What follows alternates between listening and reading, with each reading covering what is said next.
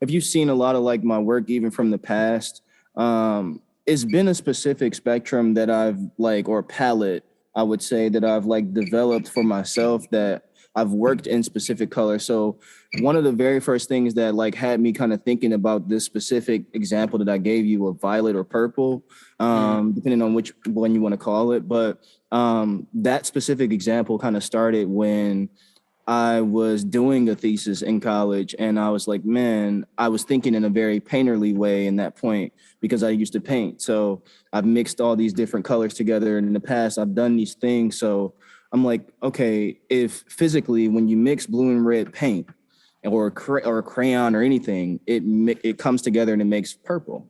So then I'm like, okay, well, psychologically, do they mix? Is it the same type of motion psychologically?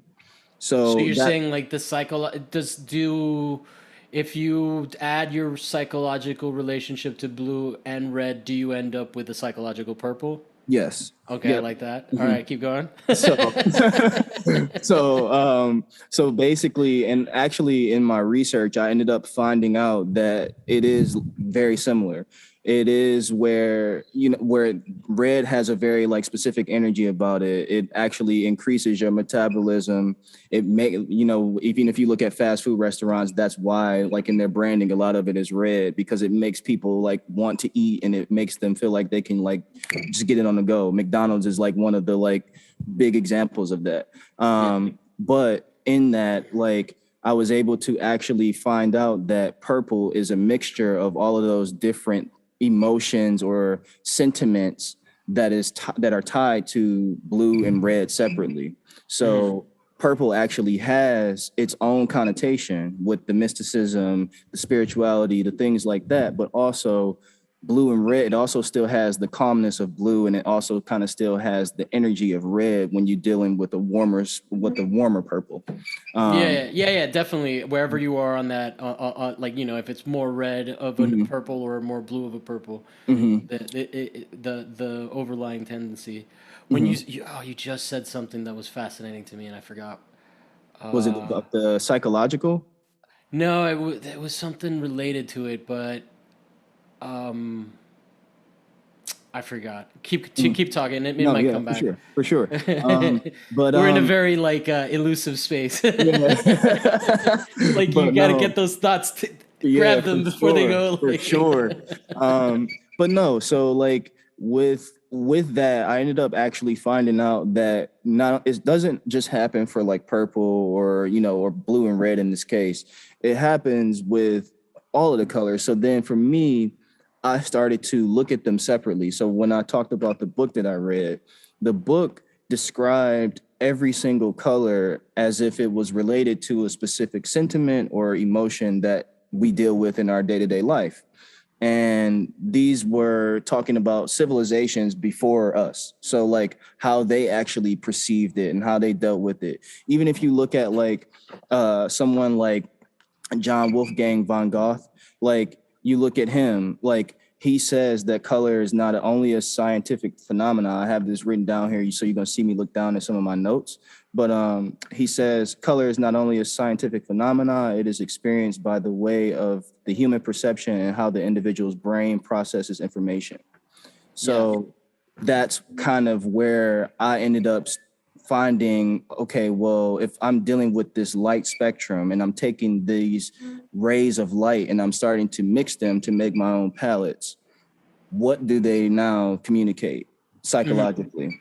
So that's kind of like, even when you see like the hair, like that kind of was a very specific thing that I told the person, like I wanted these specific blues to be next to each other to see how they actually work dealing. Well, I So mean, it definitely. I brought it up because it had a visceral reaction to me, like meeting you, yeah, right? no. Like, like, and it did like emotionally chill me the fuck out too, like immediately. Man, no, it's Okay, and I actually did remember. I just didn't want to like derail you. I did remember what I was wanting to ask you. You mentioned that purple is like mystic, and maybe mhm. we can get now. Maybe now is a Yeah, good time to get yeah, into like what yeah. these different different color represent. But tell me about that mystic, because I'm a little bit into the witchy shit, you know, Yeah, like yeah. just a little bit, just enough. Yeah, no.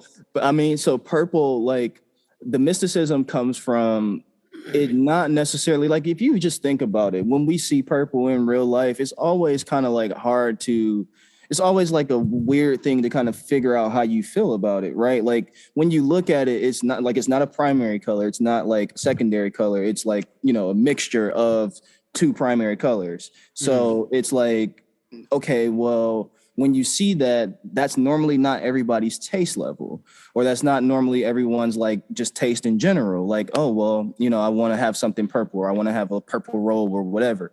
And you think about that, I started to kind of like break it down, and I actually started to just use purple in my work to see if this was like an actual thing. So like my work has always kind of served as like a scientific, like almost experiment in a way, or like a mm, social experiment in a way for me personally, just to observe it. So when I started using it in my work and using it specifically, like on certain images, like if I was in New Orleans and I took a picture in the swamp and I like literally like filtered that photo like to the max to make it purple specifically, but made it purple.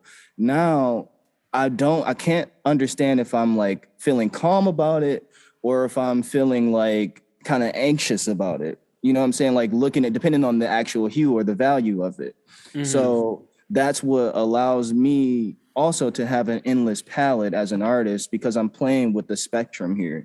So every single time I might use the same base color, but I'm playing with the value, I'm playing with the chroma of it, or I'm playing with the actual hue of it to mm. actually then start to say, okay, well, this now is actually the same color that you just saw from, you know, previous work or previous project or something like that, but it's a different value, a different chroma, a different shade.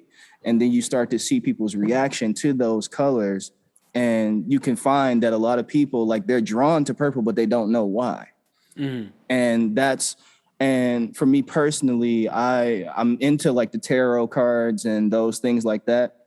So I actually got my tarot cards read in New Orleans, and some of the That's a things dope that place to do that was that. like, I mean, you know, I was out there and I was just like, you know, I think this might be like kind of a scam, but I'm just having fun. And I'm like, let's just Dude, see. And I'm like, also like, oh yeah, this is like the land of like voodoo and things like that. So hopefully like I learn like something like crazy and maybe it'll change my life. It at ended least up they'll be doing that. really, really good at the scam. Right. It really ended up doing that. Like it was really like a profound thing for me. Yeah. But when I got my tarot cards read, fast forward a couple of months later, there was a lot of things that the guy said to me in that were very apparent that I knew about myself. But I'm like, man, like, why do I do that? Like, why don't I speak up or why don't I do these things? I'm But sorry to interrupt real quick, but like when you said it was a guy, I was immediately like my image of Miss Cleo was like busted. man, I wish. I actually did see a woman in the French Quarter, and this was after I got mine read. So I was like, oh man, I'm not gonna pay twice.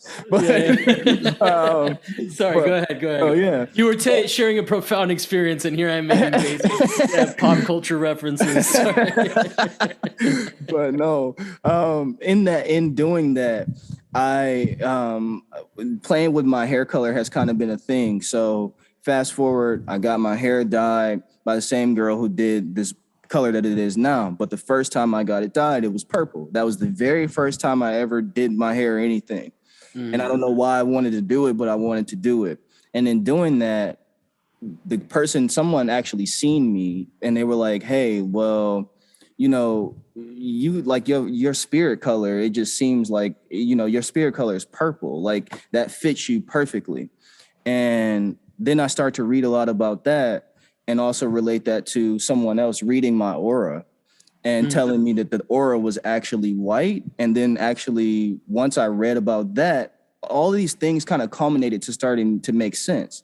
But kicking that back to purple, it was like, man, now that I understand that this is something that is spiritually kind of representing me, because if you think about the mysticism, I'm not like, even these interviews and things like that, I don't normally do them. And I'm not Mhm. like a super outgoing person. You might think otherwise, but like I'm not really like that.